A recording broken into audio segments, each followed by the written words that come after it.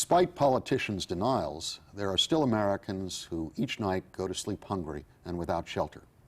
Here in New York City, hunger and poverty are real. I'm David R. Jones, president of the Community Service Society of New York, an organization that has tracked poverty in the city for more than 150 years. Today on the Urban Agenda, we'll speak with Julia Erickson, executive director of City Harvest, which salvages food and delivers it to those in need. We will also take a look at CSS's latest poverty update to see whether the nation's economic prosperity has made a dent in the city's poverty rate. Julia, welcome. Thank you, David. Let's tell our audience what City Harvest does, and of course, as a former CSS colleague, this is really a very happy show for me. Yes. You've done extraordinary things. Well, thank you. Thanks for having me on the show. It's a real pleasure.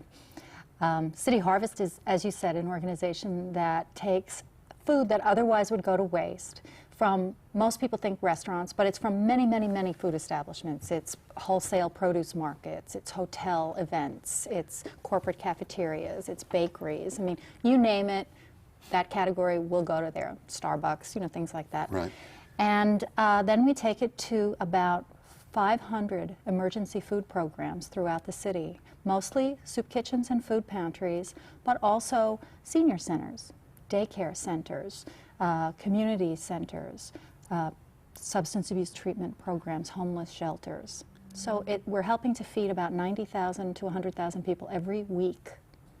And who were the people generally? I mean, I think everyone in New York gets the sense that this is the boom economy. How can there be 90,000 people who need to be fed? What's going on? Well, that's actually the paradox and the shame, I think, in New York City, that we do have so many people who are using emergency food programs.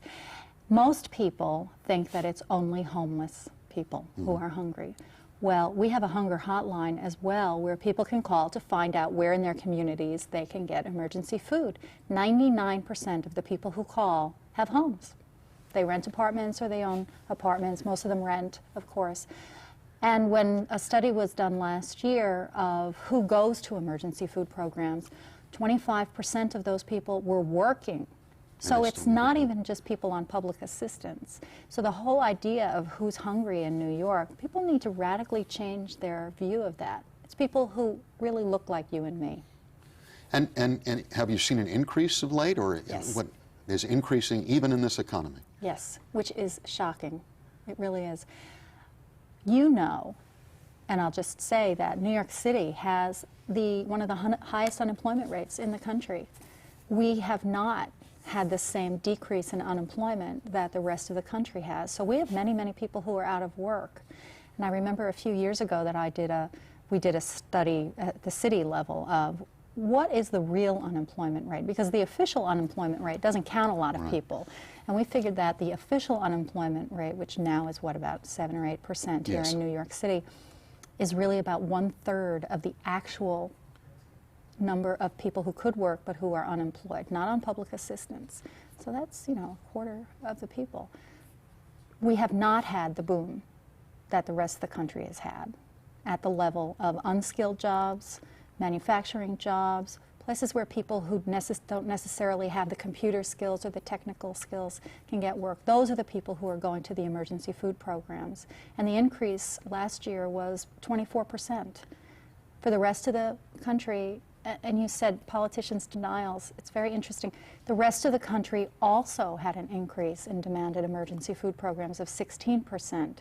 So despite the fact that people are working around the rest of the country, the wages that they're getting are not enough to sustain it. Yeah, and so the group that we have seen increasing most over the past few years is the working poor, people who have jobs. So we can almost expect, many people in our audience know, of course, that the welfare reform really hasn't started yet for the city of New York. So we have literally hundreds of thousands of people who will reach the end of their entitlement, the 5-year period. So essentially, this may only be the precursor for something much more significant as people lose all benefits. It's a very difficult situation because we don't know what's going to happen. You know, if the right job training programs come about and people are trained for the highest skilled jobs possible, that, you know, we do have jobs going begging in New York, but they're at very high levels, and that might do something. The figure that was most troubling to me was when I looked at job creation rates in New York City, and over the past 2 to 3 years, under 200,000 jobs net have been created in New York City. Right. We've lost some, we've created some. At the same time, 400,000 people left the welfare rolls. So there's at least a gap of a couple of 100,000 people. Are they working? What's going on? Moreover, it's interesting. We've done some analysis of the issue of the workforce and the growth in jobs in New York. And it's clear that the skill mismatch is becoming more evident. Of that 200,000 net increase, we don't know, nor has anyone really come up with a definitive answer of how many of those jobs are really not for city residents. That's a very good point. If you visit Wall Street, it's clear that people are coming in from the suburban ring, which is not a total loss for the city. It clearly helps tax revenues and other things, but it doesn't necessarily mean someone in Staten Island or in Queens or in Bedford-Stuyvesant, from where I come, is going to get that job. Right. It's interesting that there's a disconnect. I mean, we all recognize that the high school dropout rate and the number of children who graduate either fail to graduate from high school or come out with a non-academic diploma are sort of flooding out of New York's high schools.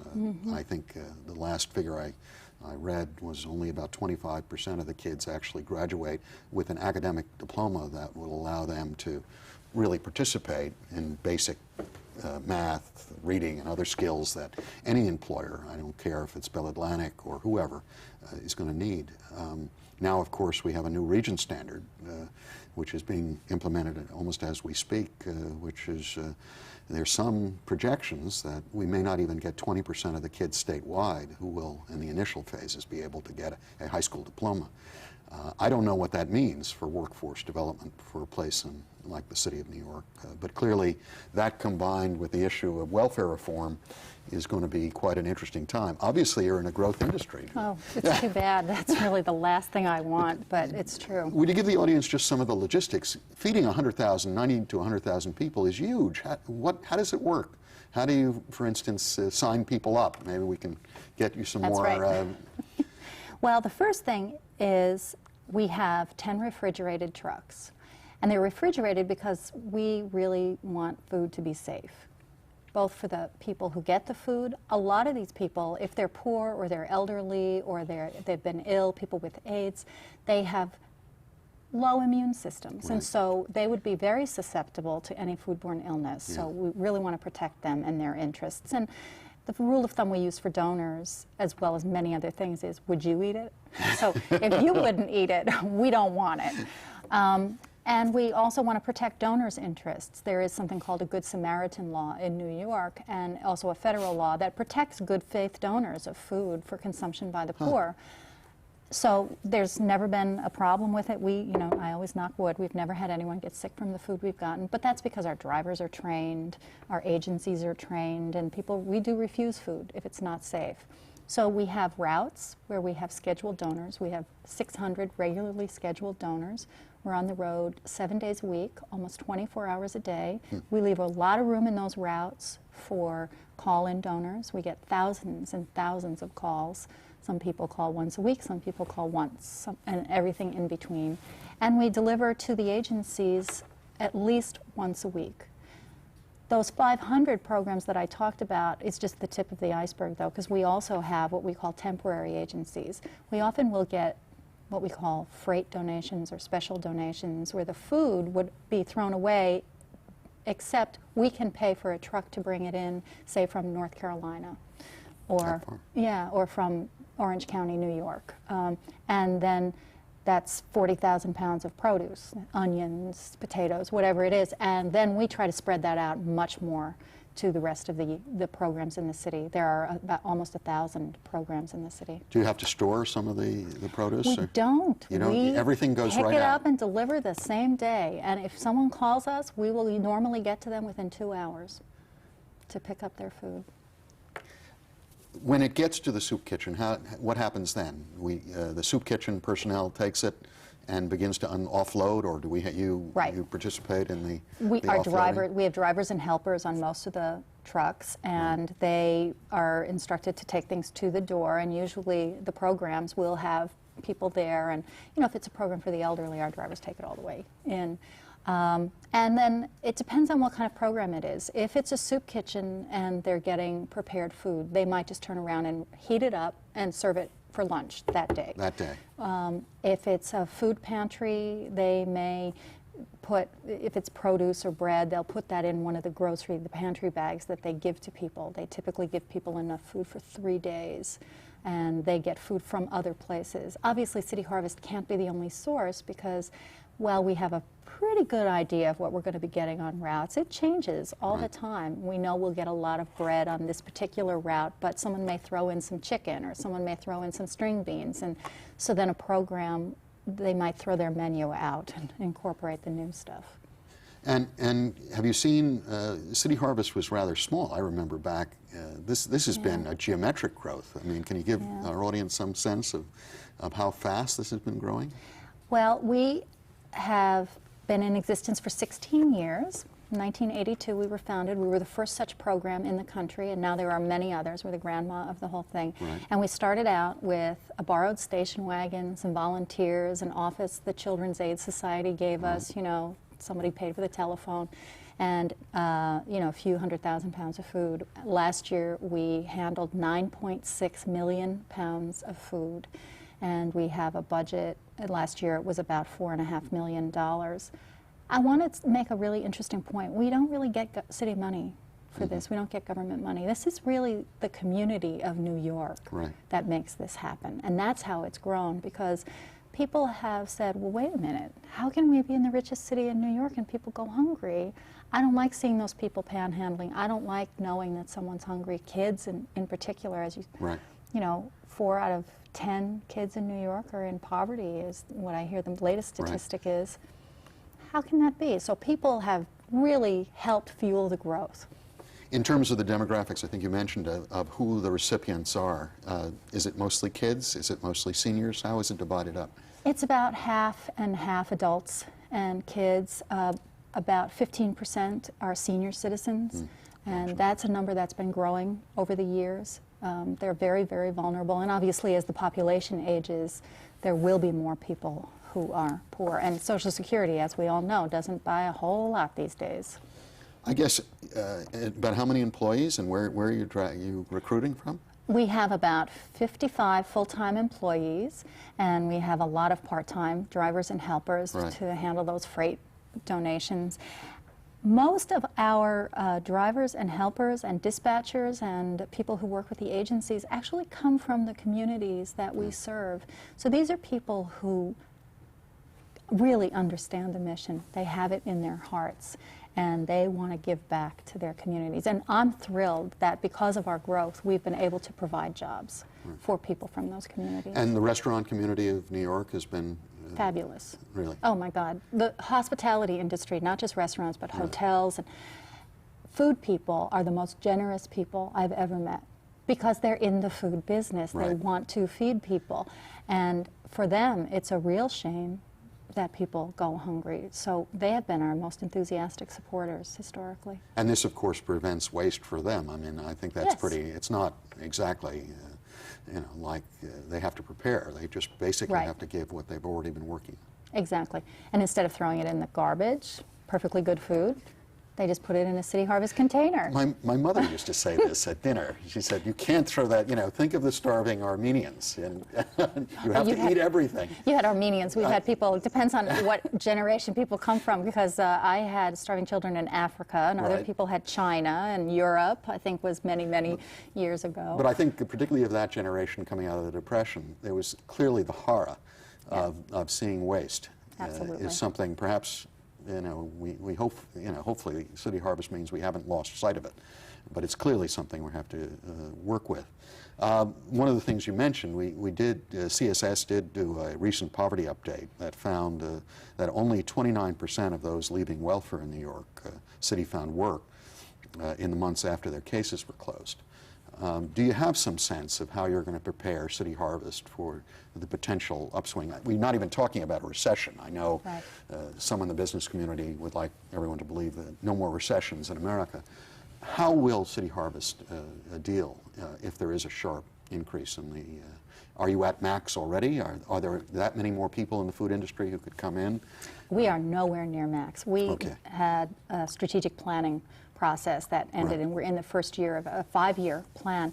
And what we are working toward is to double in size over the next 5 years, this year and Right. the next 4, because we looked forward, because we saw welfare reform. We don't know what's going to happen. We do know that in the past there has been an increase when there have been these kinds of programs to get people off of poverty programs. We also looked at the fact that New York, the job growth in New York has been at the high end and in the technical. But we know that there are so many people in New York who, as you said, don't have the skills, don't have the education.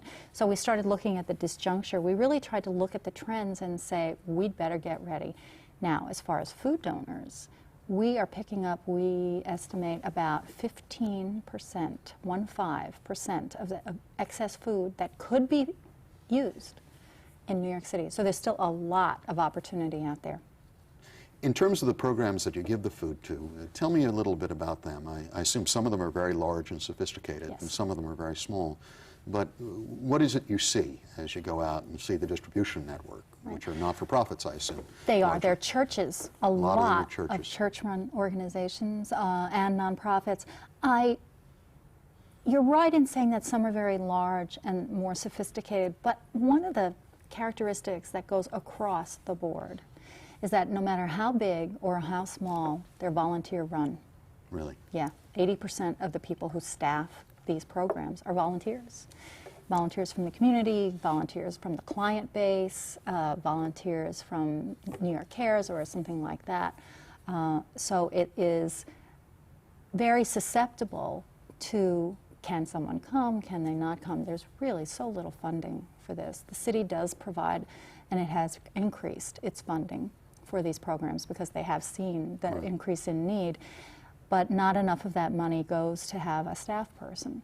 So they're doing an incredible job, but with very limited resources. So if we suddenly see enormous surges in this, there's clearly going to have to be some, you can't only have the capacity, it has to be matched, obviously, by the exactly right. community-based agencies. Yeah. And clearly government funding. Now, is this a conscious policy on your part to avoid government funding? Yeah, it is.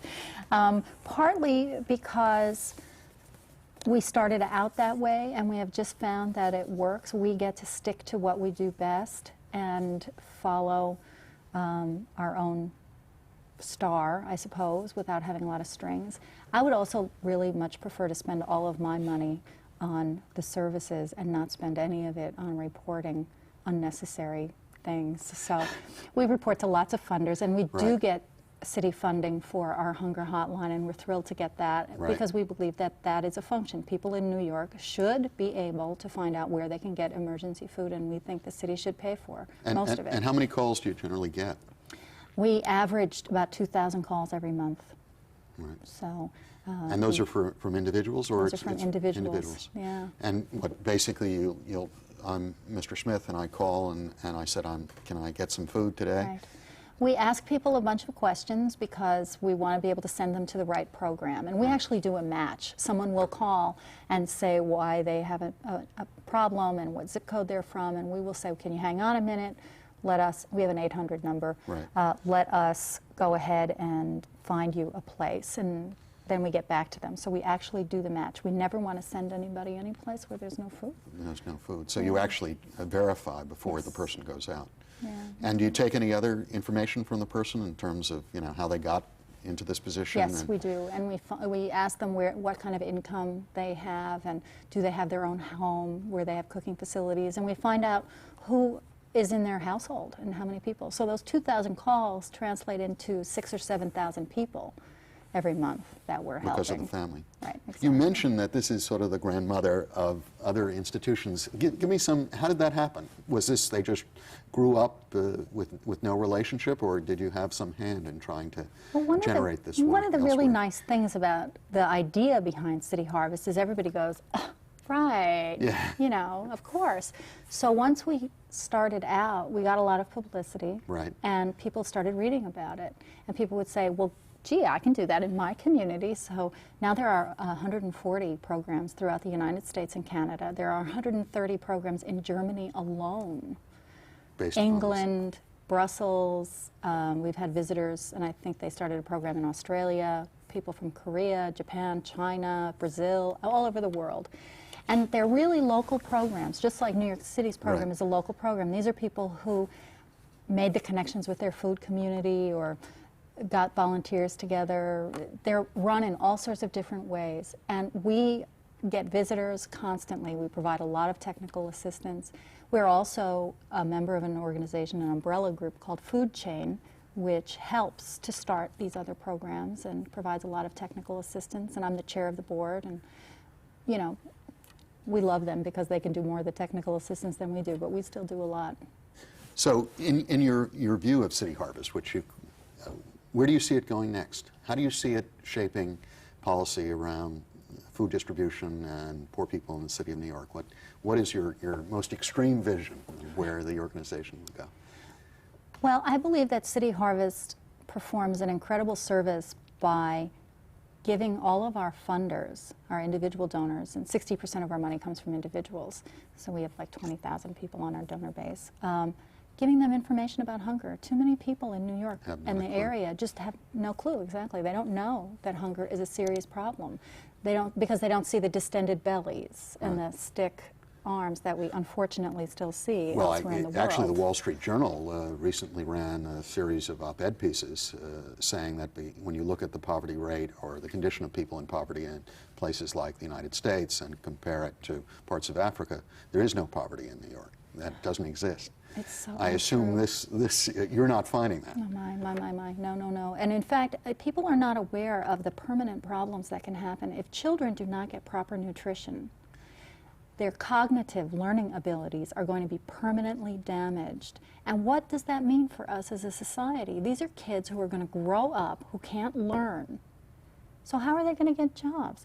And that's just not proper nutrition. That's not even starvation. That's malnutrition. That's not knowing where your next meal is coming from. Food insecurity affects 1 million people in New York City. It's a huge problem. So for us to get the facts out about that, to say that, yes, in comparison to the rest of the world, our poor have it good, but you know what? In comparison to the rest of the United States, our poor have it really bad. I feel that that's our responsibility, and I want to do that. I want to get it out to as many people as possible. I want to educate people about who are the hungry, because we're in contact with the agencies. We're in contact with people. We're the front lines. We can get that information. And I think that once people, you know, if people ever ride out on our trucks, their minds are completely changed. You know, if they hear from one person, from a driver, or from one of the people who gets the food, their lives are changed because all of a sudden they see something that's before them. It's interesting, we're finding the same thing. Obviously, we work on many of the similar and overlapping issues, but until people get a tangible one-on-one perspective on individual suffering and poverty, it's, I think, perhaps now more than ever before. I think my parents' generation had a much closer understanding because of the Great Depression. This was not something that just happened to other people. You saw people you knew in your own family come to the edge. I think this generation, particularly of people with means and even those who don't have as much, think of this as an aberration. And making it tangible is one of the great divides. I find particularly young people, and sometimes I despair. I never thought I'd be calling people young people. You never know when the transition occurs. But don't have the kind of direct understanding and touching. But once they get it, they really get it. They really get it. They do. This is a logical time. Can people help you directly, not only with food but volunteering time? Absolutely. We'll put maybe you give the number, and then we'll also put it at the bottom of the screen so people who are excited by this can give it. But if you'd give how people can do it and what kind of work they do. Well, people can call us at 212-463-0456. We, obviously, financial donations are always welcome. But food donations, if you know if a favorite restaurant of yours, you don't know if they're giving, ask the maitre d', ask the manager. Do they have some kind of symbol they get in their window? Yeah, we give stickers out. We'll mail them a kit. I mean, you can just talk to them. They can either call us or you can call us and tell us where we should be calling. Pressure from clients helps. You know, these people want to be patronized and they want to be good citizens too. You know, or if you know somebody who owns a food business who might want to. Well, isn't there tax benefits for these businesses as well? There can be, absolutely. You need to talk to your own accountant. But right. So some of it's self-interest as well as altruism. Yeah. Right. The other thing is we do have a lot of volunteer opportunities, and we're trying to create many more of them. For example, we're picking up at all the city's green markets, so we need people to go and pick up at those places. We need people to... You can sort of work and eat at the same time. Exactly. Yes. Truck helpers. We have big events. We'll pick up at the Javits Center, you know, 60,000 pounds. Well, we need volunteers to go and get that from the fancy food show or the hotel show. So that main number, the 463-0456 number, is the one to call for all of that. For foodies, this might be the ultimate. You can feel good and eat as well. That's exactly right. I think that's true. In terms of the kinds of understanding you seem to be getting about particularly the growth in the elderly. What do you think is going on here? I mean, the elderly in the city of New York, everyone thought, have the most sort of support programs. Why suddenly do you see the increase in elderly people, do you think? I think the aging of the population is one thing. I think also in a lot of ways New York City is an easy place to be old. It's a very harsh place, but you don't have to have a car. Right. So people probably stay around. And I think that while there are a lot of resources for the elderly, I think the need is just outstripping it. And the isolation. Yeah, and people get 1 meal a day from Meals on Wheels. They're not getting, you know, 3 meals a day. They would like to do more, I know, but they can't do as much as necessary. So we're finding that someone goes to a senior center, they eat there, but then they take a bag home, not only for them, but for their neighbors. Yeah. Well, thank you very much, Julia. I think it was enormously useful. Thank you. Although the U.S. poverty rate edged down in 1997 to 13.3% from 13.7% a year earlier, the New York City rate is double and remains virtually unchanged. 1 in 4 city residents lives in poverty. 4 out of every 10 of the city's children are poor.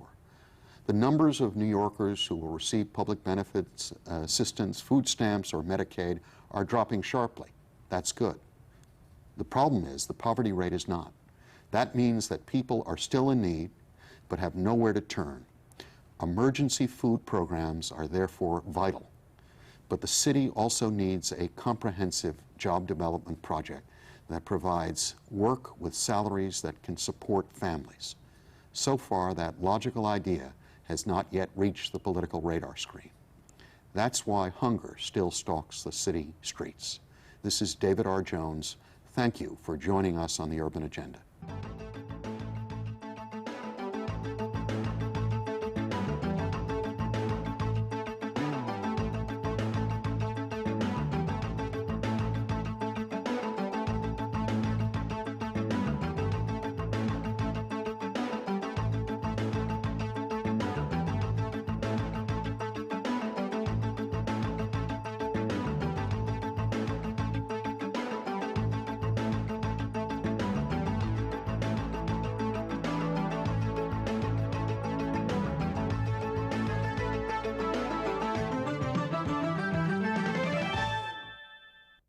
To comment on the Urban Agenda or for more information on CSS, contact Community Service Society of New York, 105 East 22nd Street, New York, New York, 10010.